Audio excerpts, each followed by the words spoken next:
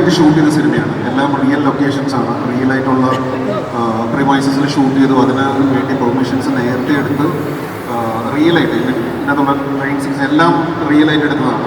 പക്ഷെ ഇതിനു മുമ്പ് ട്രാഫിക് എന്ന് പറഞ്ഞ സിനിമ വന്നിട്ടുണ്ട്. ലിസ്റ്റ് തന്നെ പ്രൊഡ്യൂസ് ചെയ്ത സിനിമയാണ്. അത് നമ്മൾ വളരെ ഇമോഷണലി കണക്ട് ചെയ്ത്, അല്ലെങ്കിൽ അതിനകത്ത് ഇതേപോലെ തന്നെയാണ് ഒരു കോസിന് വേണ്ടി കുറേ ക്യാരക്ടേഴ്സ് ഒരുമിച്ച് നിൽക്കുന്ന ഒരു കഥയാണ് ട്രാഫിക്.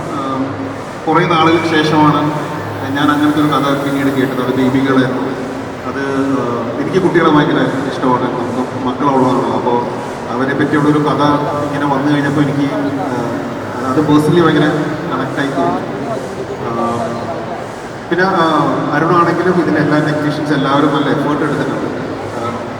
ഓവർ ഒരു സിനിമാറ്റിക് അല്ലെങ്കിൽ ഒരു ഡ്രാമ പോലെ ആവാതെ വളരെ റിയലിസ്റ്റിക് ആയിട്ടാണ് ഈ സിനിമ ഷൂട്ട് ചെയ്തിട്ടുള്ളത്. ഇതിൻ്റെ സ്റ്റോറി ടെല്ലിങ്ങും അങ്ങനെയാണ്.